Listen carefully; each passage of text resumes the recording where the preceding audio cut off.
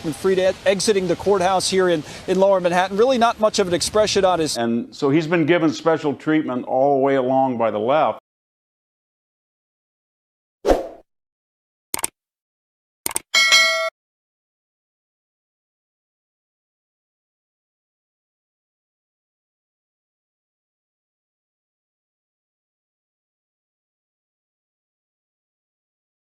$50 million.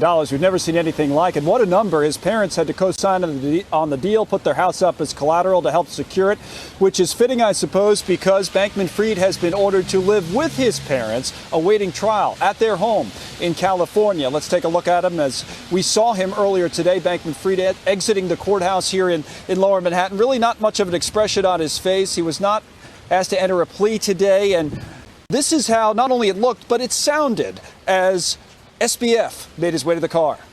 Back up, back up, back up, back up. Get out of my car! Get out of my car!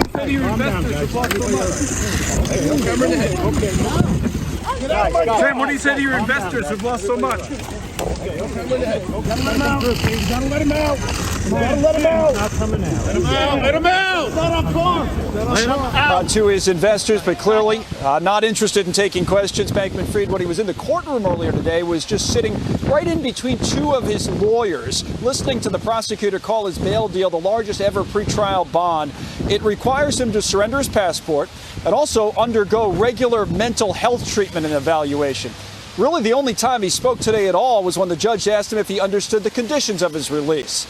Yes, I do, he said.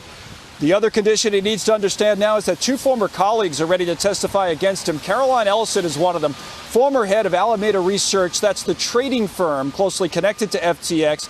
She pleaded guilty on 7 counts, while the FTX co-founder Gary Wang pleaded guilty on 4 counts. Say that you have to have $250 million to avoid somebody from fleeing from the charges and then let him leave basically on a signature. I mean, I'm sure his parents have a very nice house in Palo Alto. I'm betting it's probably not worth anything close to $250 million. So I think they wanted to make a splash and say, you know, that they got a bail amount that was the biggest bail amount in the history of bail amounts. But, you know, the Bernie Madoff 10 million that you were talking about, that was a real actual 10 million. Right. You know, where he had to come up with collateral and things that they could execute on if he actually fled. Here, it's true that, like, anybody who signs that bond will be on the hook for the face amount of the bond, which is $250 million if he takes off.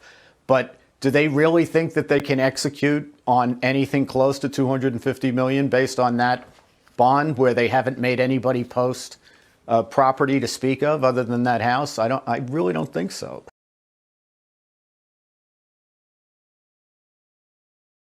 First, on the $250 million bond, Charlie, I guess the way it works, he only has to put up no money. It's his mom's house worth $4 million. The $250 million means absolutely nothing.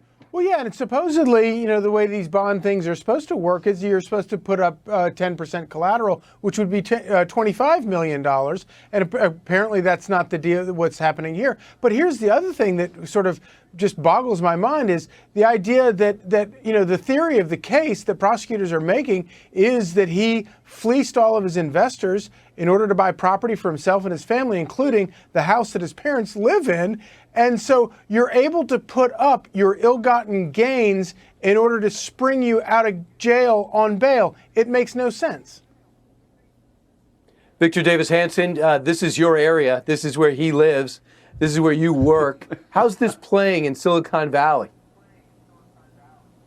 Oh, I don't think he's one of their own. I mean, this whole thing has been mysterious. Why didn't they just do an Enron $5 million bond and he puts up 500,000? But they wanted a virtue signal that they were very hard on this guy without being hard on him at all. And remember, Brian, he was gradually going broke, to paraphrase Hemingway, and then suddenly he went broke right after the election, and we didn't know what was going on. I wish we had have known that before the midterm, and then suddenly he was going to testify for 6 hours, and then suddenly he was indicted, and so he's been given special treatment all the way along by the left, and he's part of this triangle.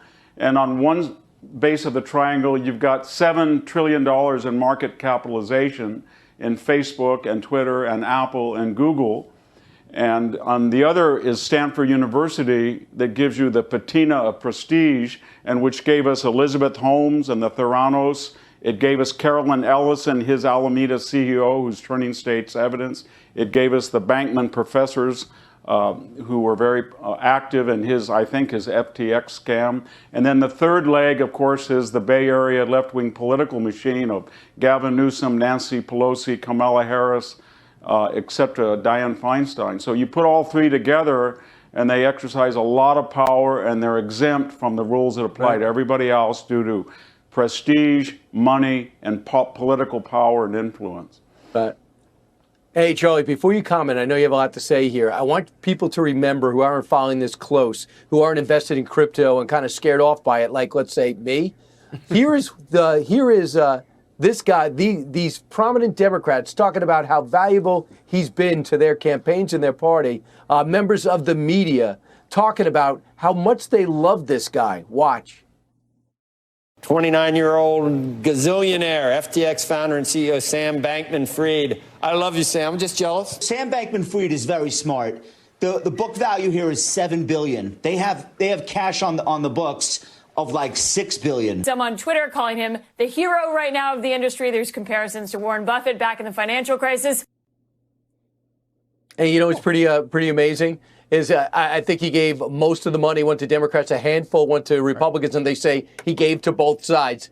Just like Zuckerbucks were evenly distributed. Yeah, no, it's absolutely incredible. And that sort of explains why, because he sprinkled that money not just among Democrats, but also among media operations, and which probably is the big reason why, even after he was exposed, he went on that extraordinary media tour just a month ago, basically saying that, like as you played with the clip with George Stephanopoulos, he wasn't devoting enough of his honest self to the operation. That's where the breakdown occurred. But the most important thing here in all of this is how and when the politicians to whom he gave tens of millions of dollars to, when will those politicians, how will those politicians be forced to return every dime of that money so that money can be restored to the people that he fleeced it from?